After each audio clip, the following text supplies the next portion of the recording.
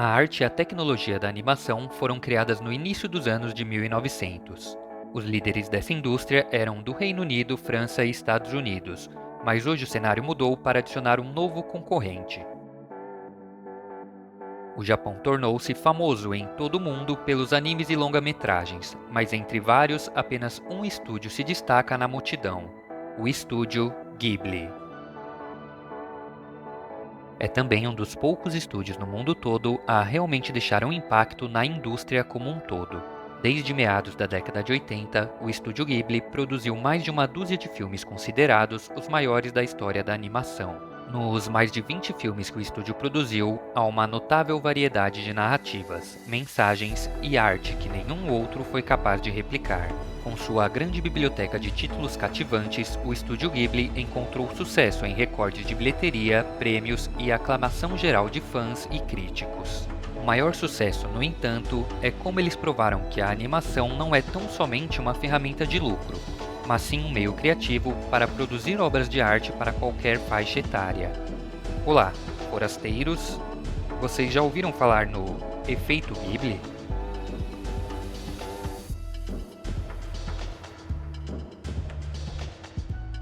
Quando os fundadores Hayao Miyazaki, Toshio Suzuki, Isao Takahata e Yasuyoshi Tokuma fundaram o estúdio Ghibli, a indústria de animação estava a todo vapor. Isso foi lá em 1985, várias décadas depois que a animação já havia sido criada e feita para produzir títulos famosos como, por exemplo, Branca de Neve e os Sete Anões de 1937. Enquanto a história dos filmes de animação ocorre além dos Estados Unidos, o estúdio com maior aclamação e maior alcance global é sem dúvidas o The Walt Disney Studio. Durante a década de 1980, o Ocidente tinha a Disney liderando o mercado global de longas-metragens e tinha o mercado em rápido crescimento para séries de televisão animadas de estúdios lendários como Warner Bros. E Hanna-Barbera. Naquela mesma década, o mercado de animação do Japão já era global por meio de séries de anime. Os títulos mais notáveis dos anos 80 foram Hokuto no Ken, de 1984, Devilman, de 1987 e o filme Akira, de 1988. Mesmo antes dos anos 80, o anime já era mundialmente popular com títulos lendários como Astro Boy, de 1963 e Speed Racer, de 1967. Ao longo da história dessa indústria, a animação tornou-se mais famosa por sua comercialização no entretenimento infantil. A grande maioria dos filmes de animação foi produzida para entreter o público mais jovem por décadas, com a Disney liderando a tendência global. Apesar da concorrência tanto local quanto no exterior, quando o estúdio Ghibli lançou seu primeiro filme oficial, O Castelo no Céu, de 1986, eles obtiveram sucesso imediato. O filme arrecadou por volta de 1,16 bilhões de ienes, ou por volta de 8,1 milhões de dólares no Japão. Mesmo não tendo sido lançado nos Estados Unidos, internacionalmente o recorde de bilheteria foi de 15,5 milhões, com um orçamento de apenas 5 milhões de dólares. O Castelo no Céu foi comercializado para um público mais jovem e não seria o último filme familiar que o Ghibli produziria. No entanto, essa tendência mudaria em 1988, quando o estúdio Ghibli lançou o trágico filme de guerra Túmulo dos Vagalumes. O filme é uma representação realista dos efeitos da Segunda Guerra Mundial sobre os civis japoneses, e os visuais perturbadores são apenas parte do motivo pelo qual as crianças não deveriam assisti-lo. No consenso de críticos do Rotten Tomatoes sobre o filme, ele é descrito como um filme antiguerra dolorosamente triste. Ao contrário da maioria dos filmes do estúdio, Túmulo dos Vagalumes teve a pior recepção. No Japão, o recorde de caixa está em apenas 516.962 dólares. No exterior, o lucro bruto passou para algo em torno de 2 milhões e meio de dólares. A dura realidade desse projeto animado era demais para o público lidar, e até hoje, o filme é apenas brevemente falado como o filme mais sombrio do estúdio Ghibli. A mensagem anti-guerra foi além do que o público médio era capaz de suportar. Túmulo dos Vagalumes poderia estar à frente do seu tempo no final dos anos 80, mas isso não impediria o estúdio Ghibli de criar outras animações maduras como Princesa Mononoke, em 1997, Vidas ao Vento, em 2013 e O Conto da Princesa Kaguya, também em 2013. Mas mesmo nos filmes menos maduros, o estúdio mantém um grau de excelência. Toda a razão pela qual Miyazaki, Suzuki, Takahata e Tokuma queriam criar um estúdio independente foi para se afastarem das tendências de comercialização das animações. Cada um de seus filmes é escrito com personagens feitos cuidadosamente e uma narrativa bem pensada. A animação desses filmes é da mais alta qualidade, e mesmo quando não há diálogos cativantes e o trabalho dos dubladores, transmite emoção e significado para o público. O Estúdio Ghibli logo se tornou um marco para os amantes de animação em todo o mundo, por causa do cuidado com cada projeto. As qualidades de cada filme são até referenciadas como inspiração para cineastas que acabariam trabalhando em estúdios famosos como Disney e Pixar. E este é o efeito Ghibli. Como um estúdio japonês quebrou as tendências da animação e foi pioneiro em uma nova maneira de produzir histórias como uma forma de arte, e não apenas como uma maneira de obter lucro. Além de produzir uma das maiores obras do cinema, o estúdio, ao contrário do que muitos pensam, mostra apreço por sua equipe, tratando-os sempre corretamente. De acordo com a Glassdoor, o salário médio de um animador Ghibli é de mais de $50 mil anuais. A empresa também nunca foi denunciada por abusar de seus funcionários. Com a quantidade de dinheiro que o Ghibli ganha por seus filmes de alto nível, não é de se admirar que eles sejam capazes de pagar tão bem a seus funcionários. Mas a escolha de fazê-lo é mais um impulso para o apelo do estúdio. Mas, apesar de toda a aclamação e sucesso, o resto da indústria não seguiu o exemplo.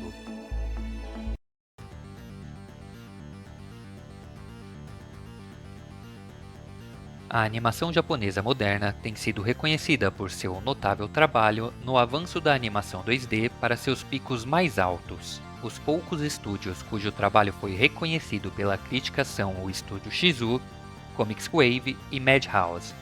Este último fez mais animes para TV e filmes de animes para TV do que longas-metragens originais. Nesses icônicos filmes, há alguns que foram feitos com o público mais velho em mente. Filmes como Wolf Children, Shiki Oriori, Perfect Blue, Tokyo Godfathers e Paprika são filmes que poucas crianças podem realmente apreciar e entender completamente. Os filmes mais recentes são em geral voltados para os espectadores mais jovens, mas ainda são admiráveis em suas belas animações e histórias convincentes. Por mais bem-sucedidos que esses filmes tenham sido, a animação japonesa se tornou muito mais famosa por suas séries de anime para a televisão. Desde sua globalização na década de 60, o anime se tornou um fenômeno mundial. Hoje, quase todas as nações têm um número significativo de espectadores de anime. Os animes têm se tornado cada vez mais populares nos últimos anos, mas poucos animes receberam a mesma aclamação que o Estúdio Ghibli alcançou. Isso talvez se deva ao quão saturada a indústria está com tropos repetidos e a rara qualidade de uma boa animação. Do ponto de vista narrativo, o anime tem muitos altos e baixos. Há um amplo espectro de tópicos e temas que o anime cobriu ao longo dos anos, mas poucas séries de anime conseguem se destacar como originais. Isso se deve também à popularidade avassaladora de tropos específicos que a maioria dos animes seguem. No lugar da nuance e da moral originais, os animes se encaixaram em uma série de expectativas previsíveis. Alguns exemplos rápidos que eu lembro aqui de cabeça dos piores tropos de anime incluem os isekai, o cenário do ensino médio, personagens dominados, haréns e haréns reversos, shonens de lutinha genéricos e por aí vai. Essas ideias comuns são usadas no lugar de se concentrar na narrativa única e no desenvolvimento de personagens. No seu melhor, servem para entreter, mas alguns desses tropos são irrealistas para a experiência humana e, em suma, a grande maioria das séries de anime está longe de receber a aclamação da crítica. A graça salvadora dos animes são suas animações imaculadas. Sob a superfície, no entanto, essa é a pior parte do setor. Apesar dos avanços digitais na indústria de animação, os animes ainda são desenhados à mão na maior parte. E embora esta seja uma maneira honrosa de manter a arte da animação 2D, infelizmente, os melhores projetos animados levaram a condições de trabalhos mais atrozes para os animadores.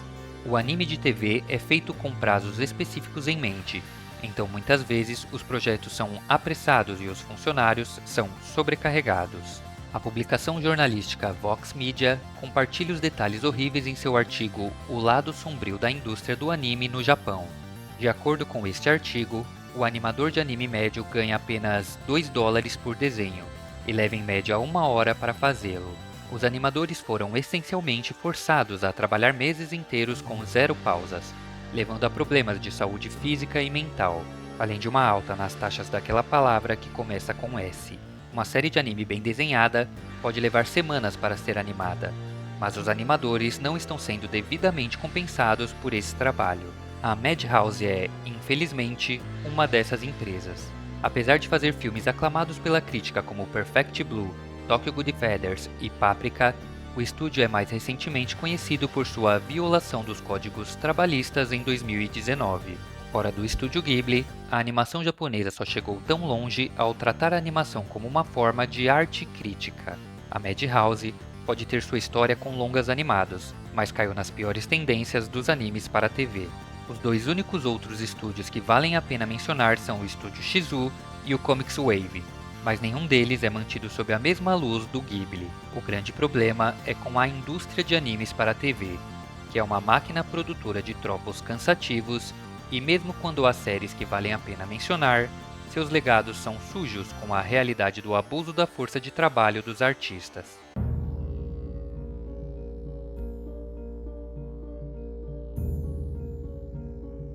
Para ser justo aqui com os Estados Unidos e sua animação, os filmes e algumas séries animadas valem a pena reconhecer por vários motivos. A Disney merece crédito por criar o primeiro longa-metragem de animação, mas isso infelizmente faz parte do passado. Hoje em dia, o cenário da animação americana é um lote misto de filmes infantis que só ocasionalmente alcançam certas notas de aclamação. Com filmes, o estilo mais comum é o 3D, deixando para trás a animação 2D. Enquanto a animação japonesa em geral pode ser elogiada por manter a essência cativante e a imaginação da animação desenhada à mão, os Estados Unidos estão focados em fazer a animação parecer mais realista. Veja, este não é o mesmo realismo visto em videogames, mas sim a adição de coisas como textura e percepção de profundidade. A tecnologia aprimorada em animação 3D tornou possível recriar texturas realistas. Os Estados Unidos podem estar perdendo o impacto criativo da animação 2D, mas isso não é uma coisa ruim. A mais nova tendência da indústria é combinar 2D com 3D para criar uma nova experiência de visualização. Os melhores exemplos são vistos em filmes como O Aranhaverso de 2018 e O Gato de Botas, O Último Desejo de 2022. Por maiores que sejam esses avanços, nem todo projeto de animação dos Estados Unidos tem uma grande animação. Indo além do visual, os projetos animados dos Estados Unidos ainda mantêm a tradição de comercializar a animação para crianças. No que tange a conteúdos que lidam com temas adultos de preconceito, vida adulta, cuidados, guerra, luto e etc., os Estados Unidos têm ainda menos dessas representações do que os animes. E embora muito trabalho seja feito nesses projetos, independentemente de receberem avaliações positivas ou não, o salário dos funcionários não está onde deveria estar. O site The Hill News Network discute as disparidades salariais com um foco especial nos escritores de animação dos Estados Unidos. De acordo com eles, os escritores recebem apenas cerca de $3 por hora. Essa entrevista de 2022, realizada com 3 membros do The Animation Guild, também discute o trabalho e a baixa remuneração dos artistas de storyboard, coloristas e outros na indústria de animação. Você pode até argumentar que a animação dos Estados Unidos não tem a mesma reputação horrível que os animes têm, mas a realidade de se tornar um artista de animação é lamentável. Não dá para negar que existem muitos problemas na animação japonesa e na americana, desde decisões de que tipo de história contar até o tratamento aos seus funcionários. E isso não é simplesmente um reflexo das culturas dessas nações, mas sim como elas veem a animação como um todo. Essa tendência generalizada não faz muito sentido com o imenso sucesso que o estúdio Ghibli encontrou. O Ghibli provou como a animação pode ser usada artisticamente para criar uma variedade de histórias cativantes para todas as idades. Esse efeito Ghibli certamente deveria ter causado um impacto maior nas animações em todo o mundo, mas apenas poucos estúdios chegaram perto do patamar que o estúdio Ghibli estabeleceu décadas atrás.